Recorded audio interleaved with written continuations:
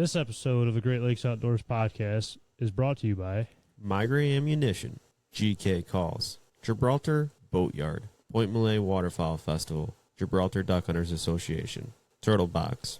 We'd like to give a special thanks to Brian Ellithorpe. Give him a follow on all social media. We appreciate all the support. Now let's get to the show. What's going on, everybody? Welcome back. It's been a while. Welcome back to another Great Lakes Outdoors podcast, man. It's good to say again. I'll tell you that. It's good to be back on the pod. It's been a while. Trav and I are on here, obviously. That you guys, the ones that are actually watching, but the ones of you that are just listening, it's Trav and You're I. missing out on my majestic stash. When did you get that? Oh, it's been a couple days. I got a haircut, and I was like, I'm gonna try something different and go back to the. You shouldn't have. I shouldn't have. I don't know. I don't know. It's hard because I don't know. I'm not getting weird with all this stuff because it's hard to see. I'm just saying it's hard to see. That's all I got to say about that. It's a little bit blonde, a little red. Maybe get some just for men's and maybe dye it a little bit. I don't know. It's not bad. You've been super busy with whole hockey season lately, haven't you? Yeah, we're in the thick of it right now. So I had an off weekend last weekend and back to the grind this weekend, next weekend, the weekend after. So did you see the women's Olympic team today? Unfortunately, I was using my time to volunteer at the local animal shelter today, so I missed out. But I heard about the game I missed, and I'm disappointed that I missed it. But I'm glad you're making those improvements for your own. I'm glad you're doing good. I'm glad that you've committed your time to. You see, you're trying to talk shit, and it's not landing. I'm just glad you're fostering cats now. Okay, I'm just glad that you're helping abandoned dogs. I'm just happy. That's all. I mean, someone in this group's got to do some good deeds to make up for all the bad deeds you do. So I do good deeds. I was at Point Malay. Man, Sunday I think I walked 15 miles total that whole day. We did a bunch of new signs there, and then went shed hunting the rest of the day. And I think shed hunting alone was probably, I think it was just under 10. It was a lot. See, I don't feel bad for you because you do it to yourself. No, 100%. But I don't know. I kind of like the whole shed hunting aspect of it all. One, especially now, like when I first got into it, it was more of like just kind of, I don't know, to do something in the off season, I guess you'd want to say, like before turkey season came up. And I guess I can't even say turkey season because probably when we were in school even, I don't think I was even really turkey hunting then, was I yet? No, I think it was towards, Maybe. I don't remember turkey hunting with you at all during college. So I think it was after college when you started really getting into it. I mean, we shed hunted a bunch. Which I turkey hunted before, obviously, but from up north is obviously a little bit different. Yeah, I think you're right now thinking about it. But like shed hunting, you just go to your parks or whatever and just kind of walk around and just try to figure out what you can find or if you could beat somebody to those local spots that really anybody could walk, So it was kind of just, like I said, just passing the time by. But now being able to go out and I guess do a little bit of research on your own properties and stuff and seeing the bucks that hopefully made it through the hunting season and hopefully make it through, the rest of the year until next hunting season. I don't know. It's just I like kind of gaining that info, I guess, on the properties, seeing where they're at, what they're doing, where the rubs are, I guess. I don't know. Just as a whole. I mean, you have a little bit more of an added want to get out in the woods and find those bucks that eluded you during the year and watch the growth pattern. It's kind of a cool little aspect to the deer hunting thing. Yeah. You get to go out and it's a full circle thing, right? You watch it grow throughout the years and then you find their sheds and then you watch their progress through the summer and then you potentially may get to harvest them, in the fall. So it's a cool little hunt add to the process. Yeah, I mean, even for my dad's, and that's what I was just looking for up on the wall. I just had it in my hand. I think I found another one of his deer sheds. I don't know where I put it, but it's somewhere up there.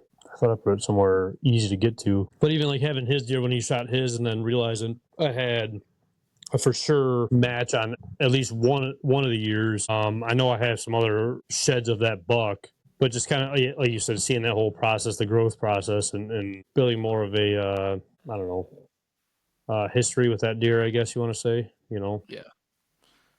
I mean, it's a cool little piece to it. Like my dad's got a deer hanging up in the garage where he's got matching set of the sheds from the previous season hanging underneath of them. So it's just a cool little a talking point with it, you know. Yeah. I think that's what my dad's going to do for his. He's going to do a pedestal mount, and then somehow I'm going to try to inquire the sheds, or he is, whatever, into that mount maybe. I don't know how, but we'll figure out something. Yeah, it's gonna be a tough top with that deer there. Yeah, we're gonna have to have a rule over there because we talked during season, me and him, and with the farmer wanting the deer gone and him shooting a deer like that, it's almost gonna have to be one of those things where, let's say if it is an 8 or better, like we're gonna have to take it, not pass it up, no matter like the size wise or whatever it may be. It's gonna be hard, at least one per year, whatever, just to be able to make the farmer happy, and then I don't know, I guess still get meat, but still letting a lot of those deer go. I mean, there's so many, the buck to doe ratio on those properties. I don't know the actual numbers of it, but they just seem insane to me. Well, I mean, what you're gonna have to do is to fulfill your end of the bargain is do the summer doe season and go out and just whack a bunch of does, and then you can be able to use your actual hunting season to actually go out and hunt those big deer.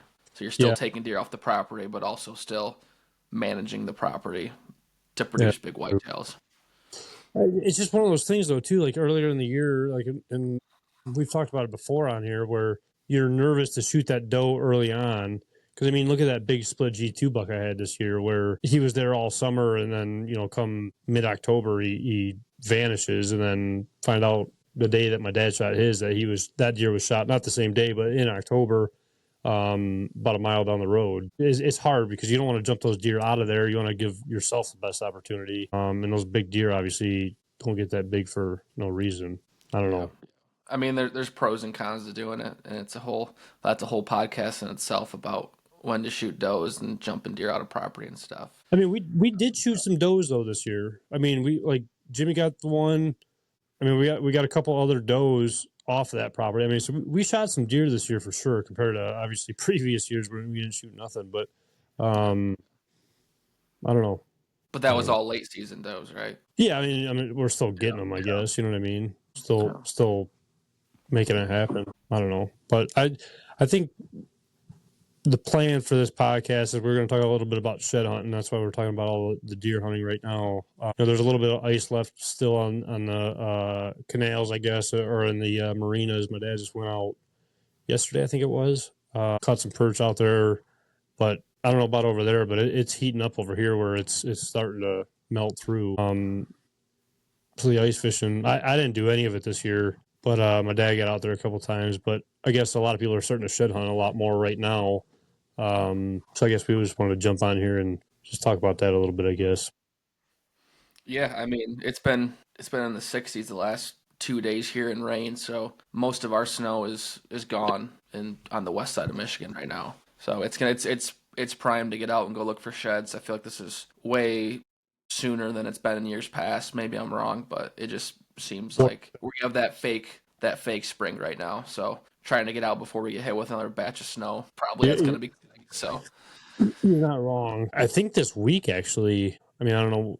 I mean, hopefully this podcast dropping this upcoming week, but I think this upcoming next few days is supposed to drop back down. But it's just crazy. Like even up north, I was talking to your dad today with how much snow that he still got up there. And in my opinion, with snow on the ground, even if it's, just 2-3 inches or whatever, if you're not hitting that or finding that shed at the right time, with snow on the ground is almost the hardest time of year to find sheds, in my opinion.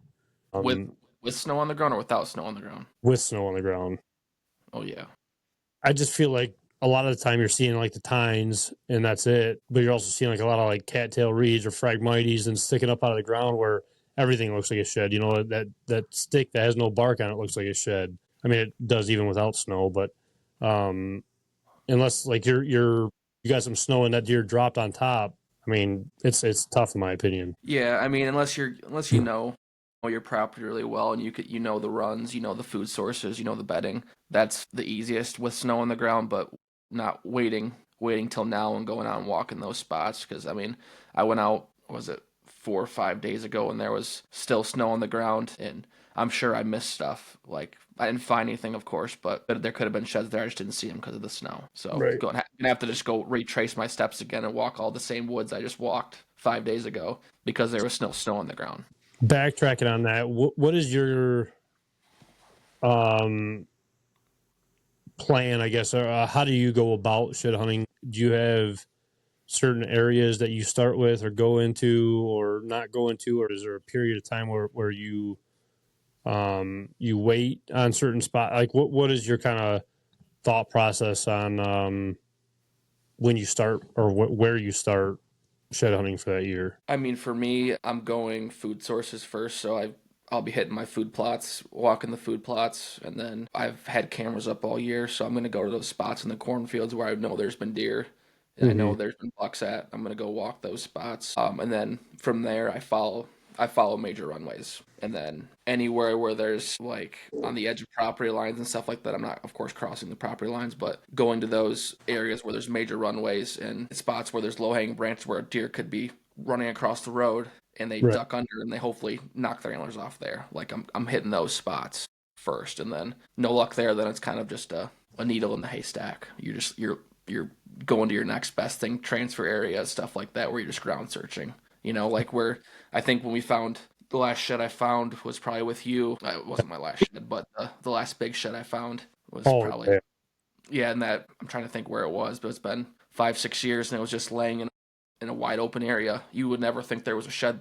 A shed would be there, but it was laying there. It was in the woods. Yeah. There was there was a big just opening in the woods, clearing. No, I don't even want to say it was a clearing. It was just kind of a Just a open big little. pocket.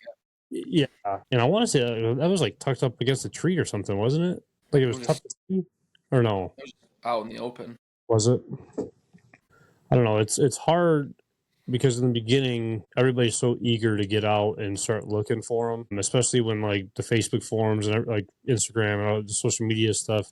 You start seeing people, in other states and stuff finding them, or like even if somebody in your own state, you just hear Michigan, someone finding it says you're getting out there. But it's like for me, I feel like it's almost important if you have private property to almost wait as long as you can. Like for me, I'll go to a spot if I know a couple bucks have dropped because I got cameras out year round too. I'll have those out, and if I start seeing bucks dropping, I'm probably going to first start off with field edges or tree lines, not getting too far into the woods, I guess, because I don't want to bump those deer out of there or scare them off to have them drop somewhere else. So I'm going to go to the easy areas where I'm not, walking all over their bedding or whatever it may be.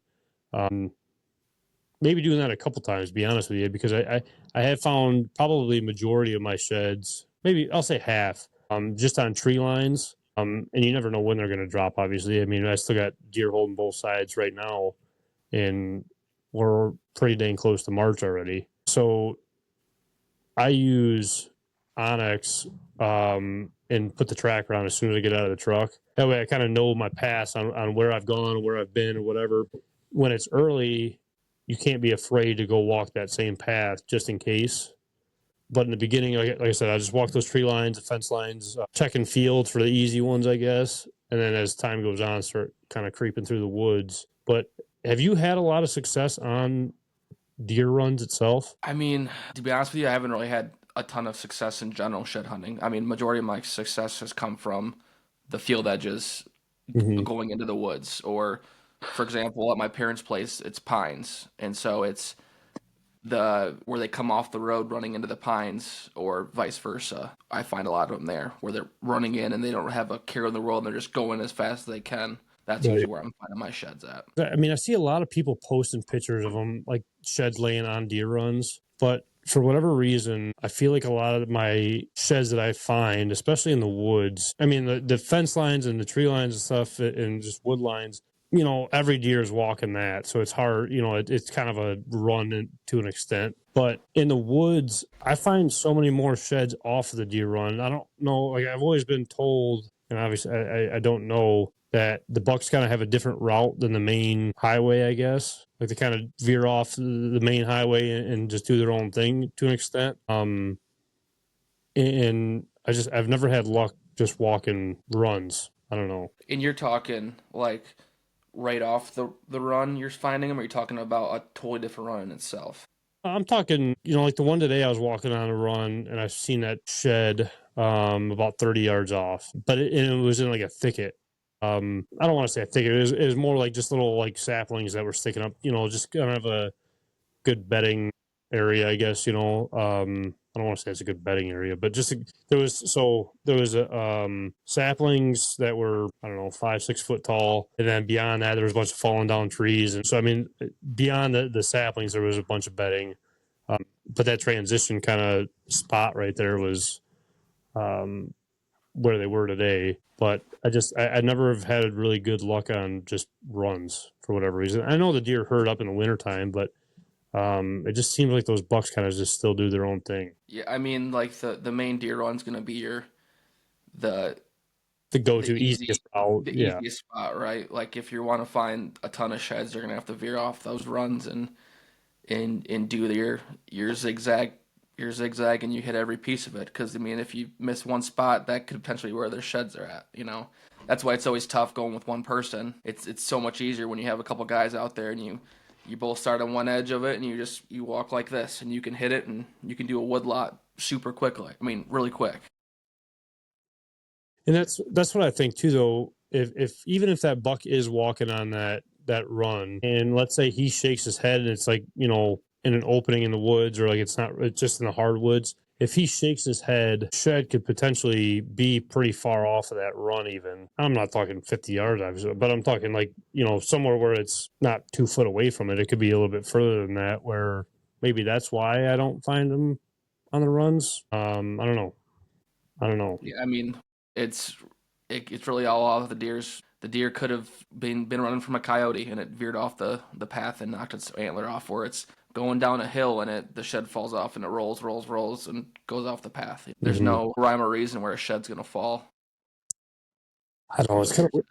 It's weird. I for whatever reason I do, and maybe it's just in my head because like I find sheds in this spot. I think they're going to be in there in that same spot the following year. But I feel like there's always those spots where they do shed, I guess, and it could be in the wide opening. It could be like the one I found 3 today within probably a 10-yard circle. And then there's some spots where I feel like there would be a shed there every single time, and there never is ever a shed there. That's usually how mine goes. It's just it's weird, man. I don't know. I don't get it. I don't get it, and I don't know. It's very weird. And then south facing hills too. I mean, I've had a lot of luck. I don't want to say a lot of luck, but I've had some luck on that, especially when it's cold and as cold as it was for us, getting as much sun as they possibly can too. I've had that luck, but again, it's hard, especially if you don't have the private and you're battling everybody else because you don't know when that deer is going to drop. Obviously, it makes it a whole different toughness to it all. Yeah, I mean it does, but I mean if you're those public land guys that they know a lot of those deer, so they know when to get in there and they know the spots where maybe some other people don't. But you do have guys that they'll go shed hunting is their thing.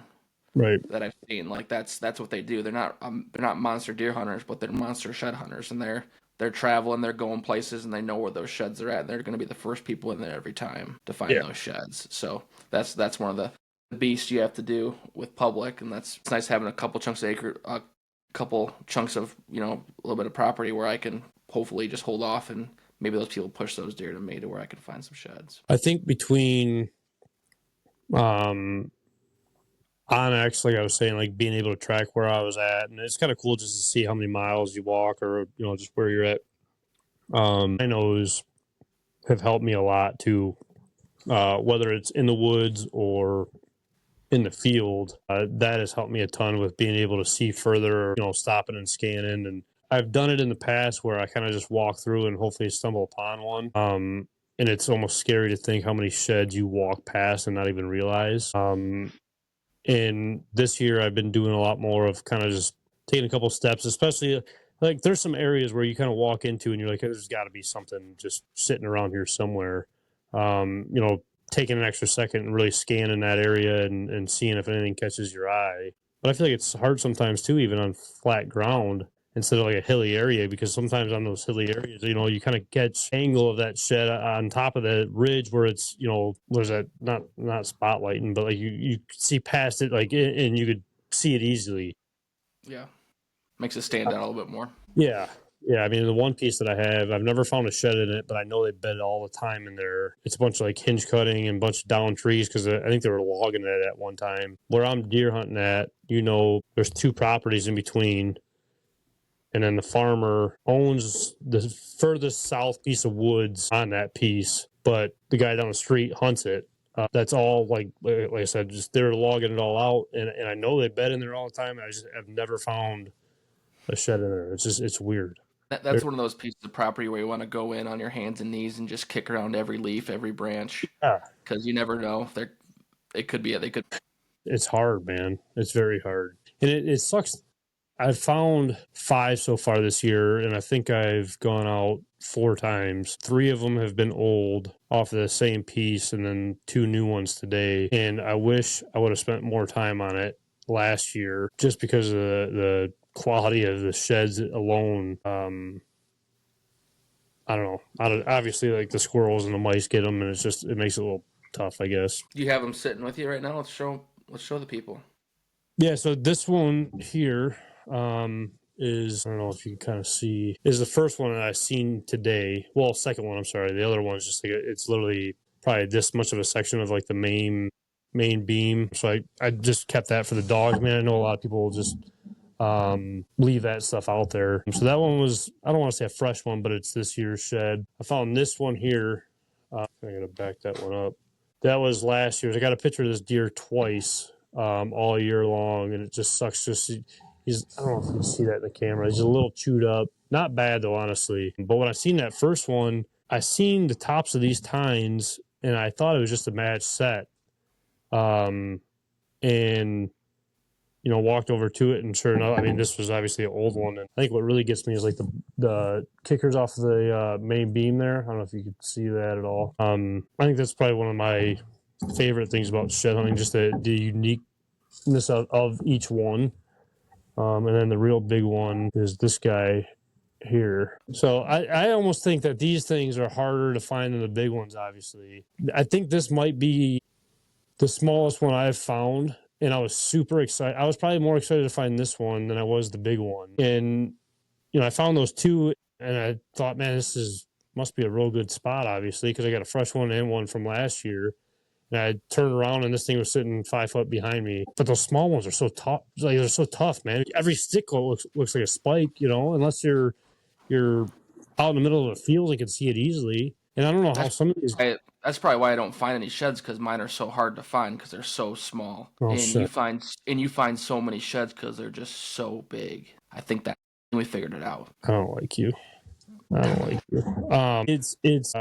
I see sometimes even on Facebook though, these guys that they find like button buck, just little like nubs, and it's like, how in the world did you even like spot that? It's insane. They probably got a dog or something, like a antler dog.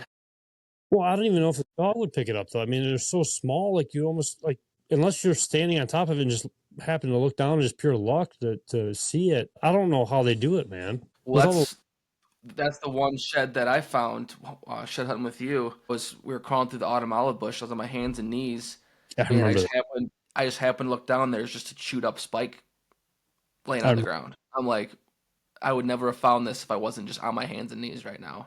Yeah, just luck happened to touch it. It was crazy. I remember that too, because that thing was tiny, and I was like, how in the world did you even spot that? There was nothing left of it. It was so torn up. It's probably been there for a couple years. It just was just luck that I had crawled on my hands and knees in that spot and found it. I mean, that's like the true trophy of it all, though, right? I mean, like, you're paying that close attention to it. I don't know. I think those are sweet. I mean, obviously, a deer of this quality here could you see that there? I mean, it's hard to really see, I guess, how big it truly is, but I mean, hold it right in front of your face. Yeah, like there. Yeah, right there. Yeah. And then even like the uniqueness of like the main beam, it's got like a hole in the horn there. It's, I don't know, it's pretty cool. And I've thought about this deer honestly for a while, since we only got, you know, a few pictures of him, wondering where he went. and we didn't get any pictures of them this year.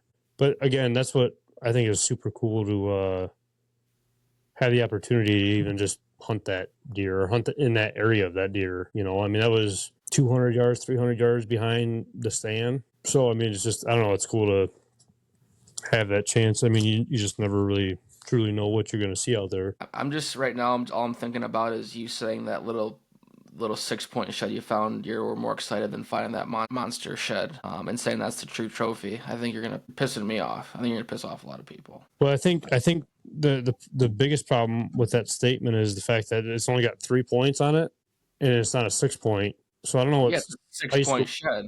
Well, you don't know what the other side could have been a spike though. So I mean, I only found the one side, so I don't know if it's a 6 or not.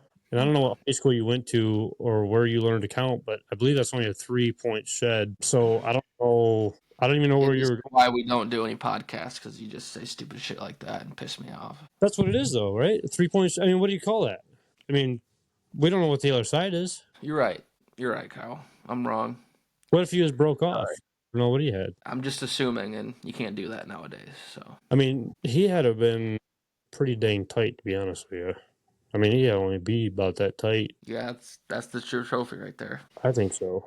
I don't know. I just never found one that small, I guess. So it's like just cool, I guess.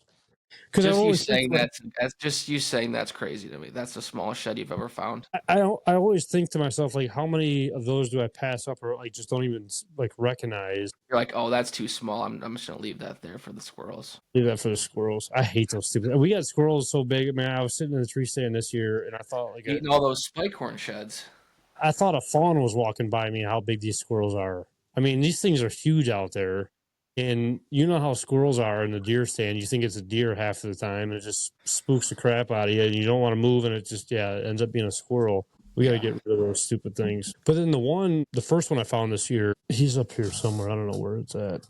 It's right here. I shaved it off. So, I don't know if, I shaved off the tines. It was chewed up. Another good one. I mean, I only seen like the tops of the, tops of them there, but I grinded it down just for the dogs to be able to chew on. I don't want them to be too sharp for them. I got to get rid of these squirrels, dude. They're destructive. Well, let's go shoot them up. We definitely can. I mean, I think season's almost over though already, isn't it? I think you can hunt squirrels year round. I think. I thought it was like the same as rabbit season almost. I don't know. I could be wrong. I think I've only ever went squirrel hunting like once in my life. Here, let me Google it. How long is Michigan? September 15th through March 3rd. Okay. So, yeah, same as rabbit, I believe. So, it's I mean, your base license, correct? Yeah, it's just your base license. Yeah, it's the same. And they're pretty tasty. I've ate them before, for sure. I mean, they are good. I've never, I mean, I've like I said, I've gone out once for them. That's about it. But, I mean, even the field mice and stuff, I mean, those will tear them up. I mean, if you got porcupines and stuff, we don't have them down here, but porcupines will tear them up. I don't know what else really would eat at them. I mean, I'm sure birds pick at them. I think I've seen somewhere that deer actually chew on them too. Really? Yeah. I've seen a cow chewing on a shed before, but I don't know if it's eating it. Just, I mean, it's probably because the calcium and stuff. Huh. Yeah, specifically shed antlers as part of a behavior called something, often driven need for calcium, phosphorus, or other essential minerals. While they rarely chew on their own antlers while they're still attached, well, no shit. They will consume shed antlers to recycle these nutrients. I mean, the antlers that's on the top of their head is almost like you licking your elbow or something. Try to lick your elbow one time, see how that works out for you. Yeah, says Bucks. It's pretty same thing why squirrels and porcupines do it, just for the minerals and stuff. Yeah. I almost wonder if it's more of the mice were after this one, just because I feel like this one would have been chewed up a lot more. I don't know. It's just I wonder how long it even takes on average, like squirrels and stuff, to find them. Because I mean, the squirrels are running all over the place, so you'd think they'd find them pretty quick. Well, probably pretty quick with your sheds and your property because just how big they are. Shut up. And with mine, with being so small, it takes them a little bit of time to find them. It is what it is. But I would be curious on that because I mean, like I said, this one isn't chewed up a ton, but it's obviously last year's, and then the other one I would assume is last year's too, and it was another 100 yards away from each other. So I mean, why that one, and not the other one? I guess. But then you hear some properties where, like, as soon as the deer drop them, it seems like the squirrels are already chewing on them. I got one Yeah, up I here. mean, I think it's just all on placement, right? And if the squirrel runs by it, you know, like But it's true.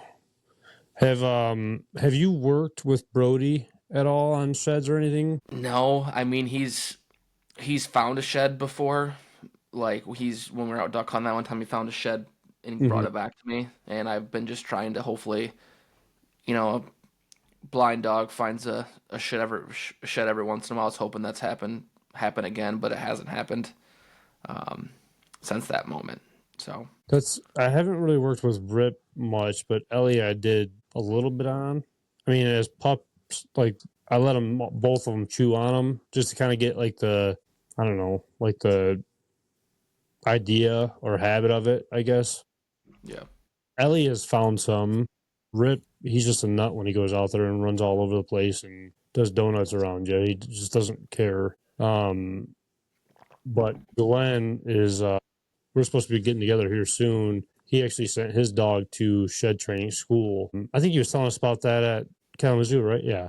yep, So we're supposed to be getting together here soon and hopefully find some more. Because if I found 3 old sheds in there just today, I couldn't imagine how many more are actually in there. But I wonder how the scent is on that though, compared to like the old ones compared to the new ones. I always wondered. I wonder because if is it just the scent is coming off of the The pedicle. where it came off the head? Is that only where the scent's at, or is it on the antlers too? I don't know, but I will say this one here has got a stench to it. Just I don't know if it's the leaves or what, but it's got a stench to it. I think it's the first antler that I've ever found that has a little bit of stank to it. But Is that the stained one, yeah, the the big, old the one? big one. Yeah. Yeah, I'm gonna assume that the wax rings even got like kind of a scent to it on the fresh ones. But yeah, I don't know how that really works out. To be honest with you, I don't know. But I'd just be curious to see his dog work and. I mean, hopefully find a handful, obviously. Like, especially out in the fields. I mean, we have so much fields around us where I feel like a lot of them get dropped out there. I mean, last year, I think it was, or this past year, me and Goodman were walking out doing something with the stands. I forget what we were doing. Maybe even hanging cameras up early on. And we were walking out there and just the base of the shed was sticking out of the dirt. And I think it was middle of summertime. You remember that? Mm-mm. It's one of those sheds up there, but it was just the base of it sticking out of the dirt. It had like the disc marks in it from the tractor going over top of it and everything. And I pulled it out of the ground, and yeah, it was a nice 8-point shed. That I mean, luckily I walked right into it. But I don't know, especially the cornfields. Cornfields are hardest part to find sheds. I feel like unless they're like real white or sticking out like crazy, those are tough.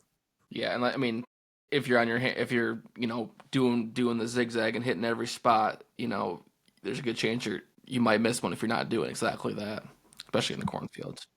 That's one thing that I'll say that I don't do good at. I mean, yes, I track myself where I'm going, but I don't. What is that like checker the whole field or however they say it? Like I don't. What do they call that? Grid search the properties. I don't do that. I kind of just catch myself jumping on deer runs, and then if it's a thick area, I'll walk through there, or just good looking areas. I mean, sometimes it's hard to obviously see where they're usually at, like the runs and stuff. Even though I just said that I don't find much on the runs, but I feel like it's a good, I guess, starting point if you're paying attention further out. Because this year I've been kind of looking out further too. Previous years, I feel like I've been always looking down, and I feel like this year so far it's helped me kind of looking more out and using my binos and just really slowing down instead of just looking straight at my feet. Because I mean, one could be 15 feet next to you, and you never know it if you don't look up. Yeah, I mean that's kind of how I mean I'm always looking down, but I always if I have time and I'm doing it the proper way, I'm usually taking 10 or so steps, stopping and doing like a full 360 and doing that kind of looking around, and then doing another 10 to 15 steps and then do another full 360 looking around, and kind of almost like a morel hunting and get down on the ground and look, and but Do you having eat the time to deer do shit to kind that. of see where they're going? What's that? Do you eat the deer shit to kind of see like where they're going or like where you think?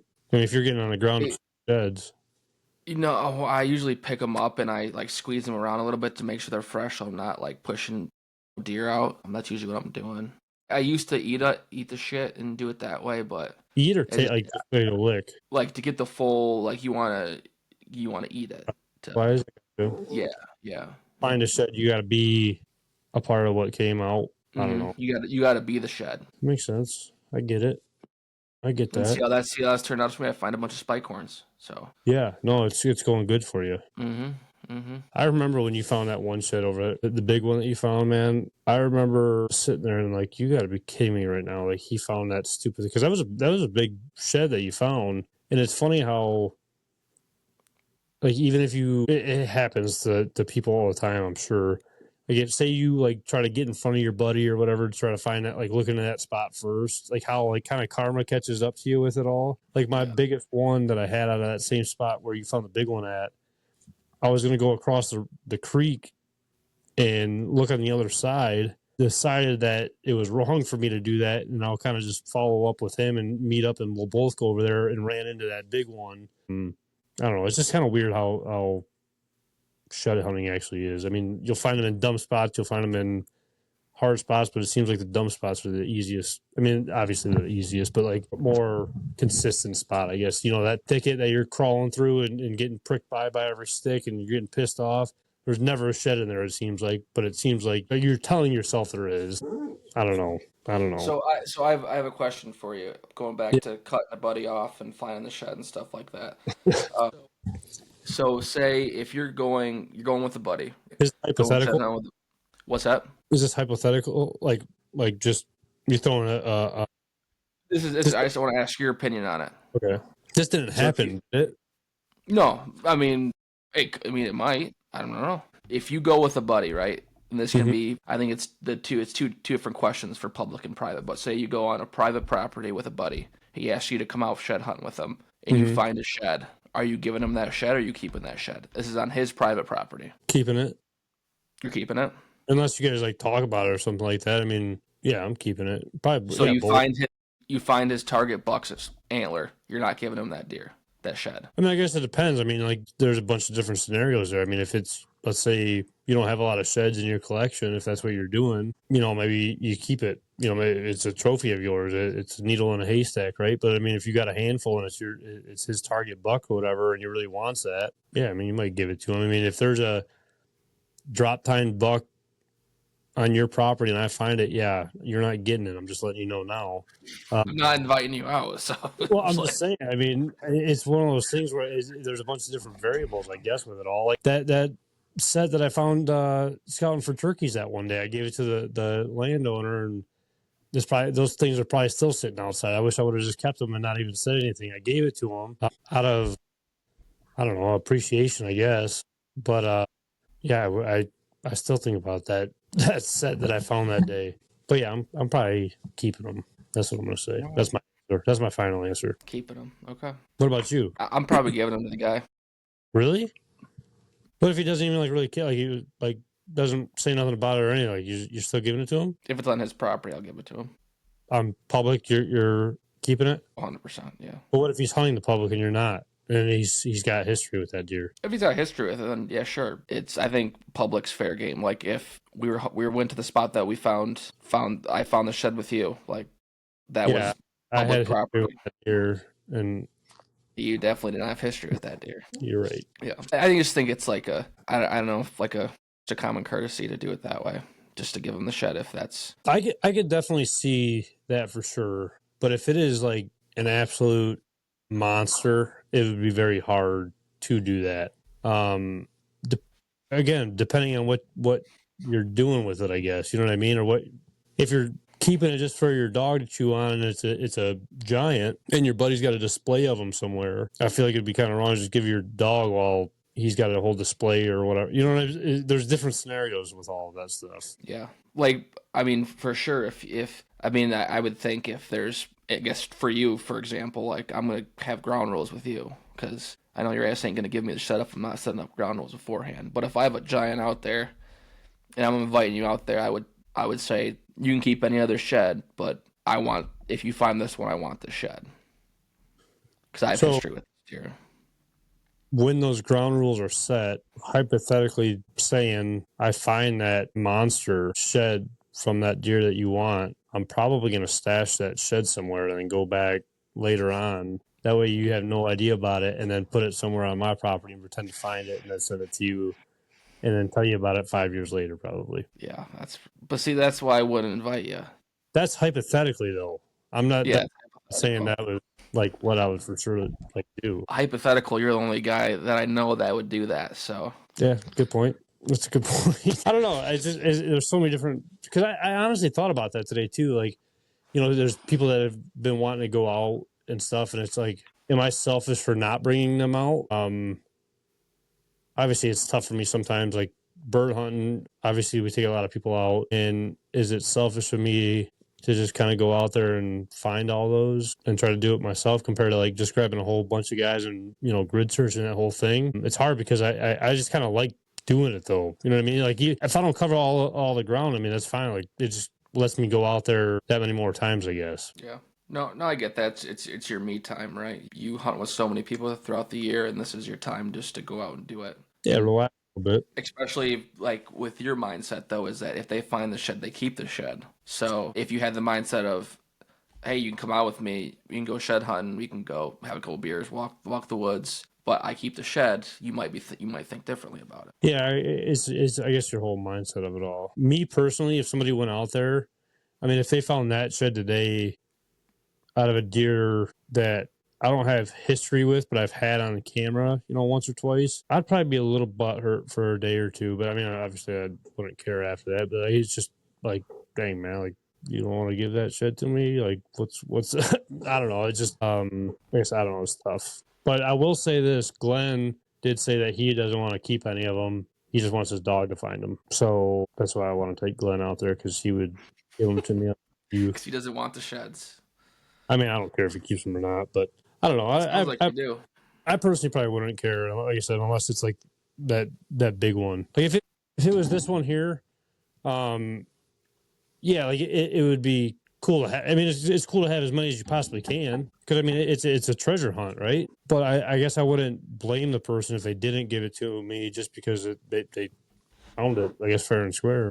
I mean, that's where you're setting up the rule, like setting up the idea. And then if you have, I mean, I guess like I think of my buddies that I would take out back here, excluding yourself, 100% excluding yourself.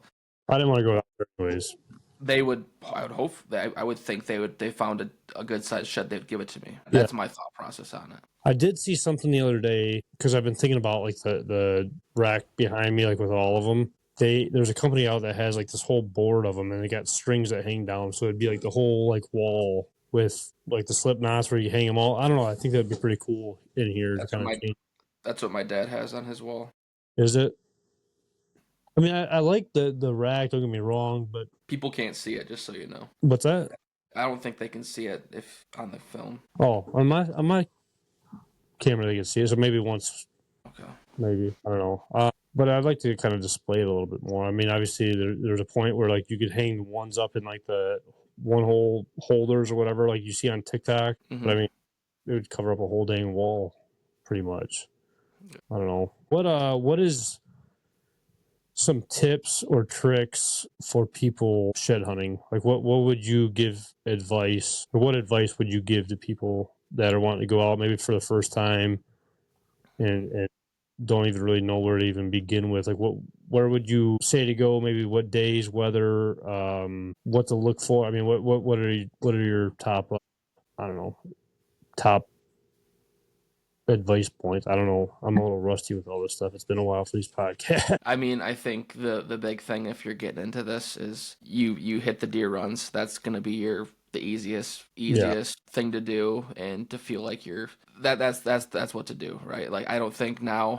I mean, maybe now there's still some deer holding on, like you said, that you still have some deer holding sheds, but in the next couple weeks, I would say 95% of deer have dropped their antlers in the next couple weeks. So I don't think if this is public property and you're not hunting it, I don't think it matters on the time or day a week or whatever. But if it's your private property, you probably want to treat it kind of like your deer hunting season, right? Where you're not going and walking the woods at your prime times, as in the morning and the afternoon, those time frames where they might be in those food sources or in those areas that you're hunting. So hitting the early afternoon, late mornings, stuff like that. But finding your food sources, going in there, I always like to anywhere where there's a run and there's logs across to anywhere where deer have to make a sudden movement that you see a lot of deer traffic on, where they have to jump, where the deer's going to move its head or do this or do that.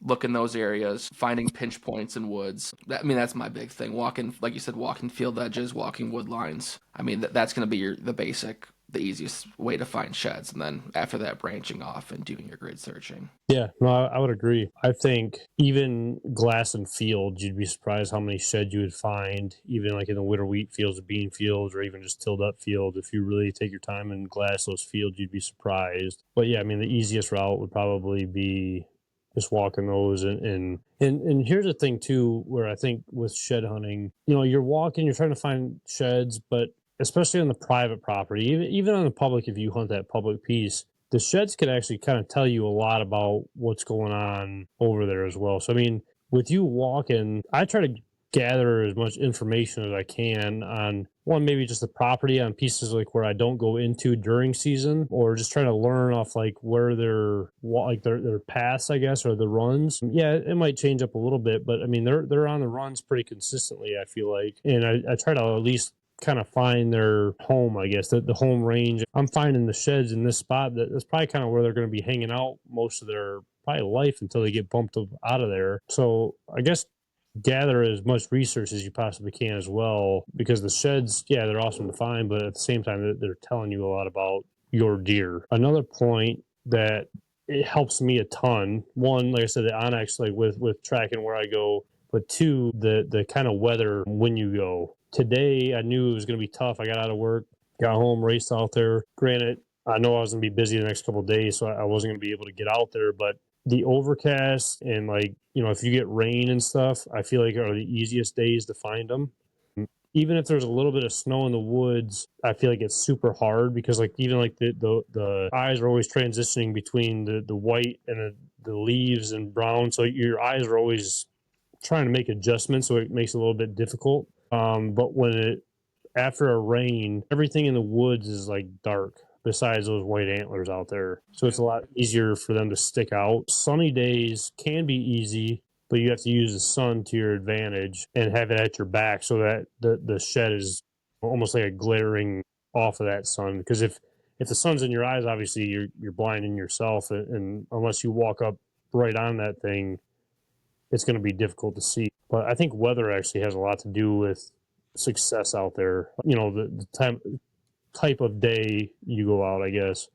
But yeah, like the fence lines, anything that like you said, the deer jumping over, that helps out a ton. The bedding, yeah, like I said, like everything you were saying. I think if I had to pick one thing that would help me out the most, though, is the type of day, like the weather that you're having. Yeah. I've never done that before, like never based my shed hunting off of it, but that's a huge point that I've never really thought of. And so that's a good point there, Kyle. Well, thanks, Trav. I really appreciate that. That's the one nice thing that you've said to me all day, and probably the one nice thing that you'll say to me for the rest of the month. So I appreciate that. I'm just trying to be professional on this podcast. I'm trying to change over a new leaf here. The problem is once you start donating your time to these animal shelters and stuff, you kind of get a chip on your shoulder, and sometimes you might think I'm dumb, but I got some smart thoughts in my head. All right, I got reasons behind a lot of this stuff. People might not think that, but there's reasons behind stuff that I do. Just by the way you look, that's why I think a lot of people think you're not very smart. I my response to that is I don't blame them, but that's okay. That's okay. But yeah, that's pretty much what I got for the shed hunting tips and stuff. Just putting the miles out there, honestly. It's going to take a long time. It's going to take a while. Like I said, the other day I walked, it wasn't all just shed hunting. I'll say probably 10 miles was shed hunting, and I found one old shed, and that was it. So make sure you put the miles on. And like today, I walked a half a mile and found 4 of them right there. So you just never really know. Put the miles on. Make sure you're gathering the research to help you improve even for the future. And I don't know, just I guess enjoy this. I don't know. It's not like a game where you got to try to be better than the next guy. You're just out there to enjoy it. Yeah, and I would say this: just don't get discouraged. Yeah. One day you're gonna be like Kyle Howard and just be able to find all these monster sheds. That's the goal in life. in the shed hunting world is to be like Kyle. I'm trying to be like Trav. That's what I'm trying to be like. Trying to find the spikes. That's what I'm trying to be like. Because that's a hell of an eye. I don't know if you wore glasses as a kid, but you got a hell of a set of eyes on you. I got 20/20, man. I got 20/20. What I'm saying. I mean, it takes some really good vision to be able to see those little things all the time. I mean, I know you wake up in the morning and look down and see that little thing every day, but maybe that's the practice that gave you the help to find those things. But yeah, I learned everything I know from Trav. But we, on that note, do you have anything else on shed hunting? I do. I wanted to add one thing Yeah. that just came to me. Have you ever used antler traps before? Yes, to an extent. I've used like natural stuff. When Michigan was allowed to bait, I would throw them under, fallen trees or logs or whatever it may be, to kind of more of a natural thing. But at the same time, it scares me too, because I've always been told, I mean, it's if those fall off too soon or too early, and do more damage than good. When people say bungee cords, or I've seen like, holes in fences cut out and stuff, it's just, is it really that worth it to ruin your deer off of just finding the sheds and not putting in the amount of work? I mean, yeah, it'd be very nice to find them that easy. And like I said, I'm a victim of doing that. But, a whole contraption I've never done. I've done more of like a natural kind of style of shed trap. Yeah, I mean, I've know people that used to, like you said, when it was legal to bait, that would do the traps. I don't think I've never done it before, but I think if I did, I would do more of like the natural, like you've done, because I've heard horror stories from just forums and stuff where people have tried it with barbed wire, not barbed wire, like chicken Yeah. wire and stuff like that, and do it over a corn pile, and Mhm. the antlers still are not ready to drop yet, so then the antlers get tangled up in there, and then they get stuck, and it's just like a whole mess. So Right. And I've heard like bungee straps hanging down, and I mean, I've heard a lot of stuff. There was one year I did like fence posts and just did them on an angle where they would have to go underneath it. So it's not natural, obviously. I put it there, but like it wasn't like where they would get tangled up inside of that, I guess. You know what I mean? It was more natural than like the chicken fence, I guess. I've never found one in a shed trap, but like I said, I have tried natural ones before, but I don't know. Again, I kind of just like the time walking out there, to be honest with you. yeah. Besides those dang chisel plowed fields I got to walk through to get to the properties. Thing, I hate those fields. Just fucking send it, man. Just put the truck in 4 low and just go. Oh, I'm not driving out there. I'm walking. I'm not getting stuck out there. One last thing I want to say is one of our main sponsors had dropped some big news on the industry recently. We've been talking to Glenn for a while about it all, and I think he is fed up enough to where GK is dropping a whole line of turkey calls, which I'm super excited about. Me and him were talking all day today about the logos and a bunch of stuff coming down the pipeline, and I'm super excited to see the growth and just to see what comes about it all. I guess I'm super excited. I mean, if it's half as good of quality as their duck and goose calls, it's going to be some amazing turkey calls that they're going to be having. I don't know. Like I said, I'm super excited for it all. So Yeah, I'm just hoping to have some in my hands before turkey season so I can start using those calls, because I'm just as excited as you are. well, there's a bunch of stuff that we're working on right now. So I don't know how we're trying to play this all out wise on the sales aspect of right now, where it might be kind of one of those things where we're talking about it this year, and next year we really drop it all once everything's set in stone. Because one thing GK does very well is they don't want to give you a product that is half-assed done. They want to give you top-notch stuff. So, and I don't blame any company that does that, obviously. I can't say it's going to be complete this year, but he dropped the news. I think it was yesterday or 2 days ago or whatever it was. So I'm like I said, I'm super excited about that because the turkey season's right around the corner. So, well, I appreciate you coming on, Trav. I'm happy you invited me on my podcast. I appreciated that. Well, that's a good point. That's a good point. I don't know. I'm excited about all this stuff, so I'm excited. I mean, we're really gonna start knocking these out. Get more guests on. I know we've said it before. Trav and I will be getting on here, and Chris will be on here once in a while. But we're going to start knocking these out and getting these uploaded for everybody. I know everybody's been asking me a lot about where they've been, and we're back, baby. Let's do it. So I appreciate everybody tuning in on this week's podcast, and until the next one, good luck shed hunting. So we'll see you guys.